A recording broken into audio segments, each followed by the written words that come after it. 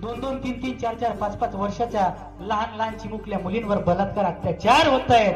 हीच ती आपली संतांची भूमी आहे. कुठेतरी हे थांबलं पाहिजे.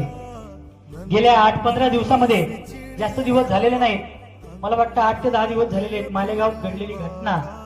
9 वर्षाची ती यज्ञा बाळ होती. अगदी बघावी तर असं वाटायचं. आई वडिलांना सांगणं एकच आहे, 20-25 हजार रुपयांचा मोबाईल अँड्रॉइड घेऊन देण्यापेक्षा मुलीला 500 रुपयाची रामपुरी नावाचा चाकू येतो, तो चाकू त्या मुलींना घेऊन द्या. आणि दिदी, वेळ आणि टाइम जर आला तर कुठल्याच प्रकारचं घाबरायचं काम नाही. तुम्हाला जर वाटलं आपल्यावर काहीतरी वाईट घडतंय, चाकू काढायचा आणि समोरच्याला लावून द्यायचा, कुठलाच विचार करायचा नाही. त्याशिवाय आपला हिंदू धर्म, त्याशिवाय आपले हिंदू लोक एकत्रित येणार नाही, आपला समाज जागृत होणार नाही. आज जे होतंय हे कुठंतरी थांबलं पाहिजे.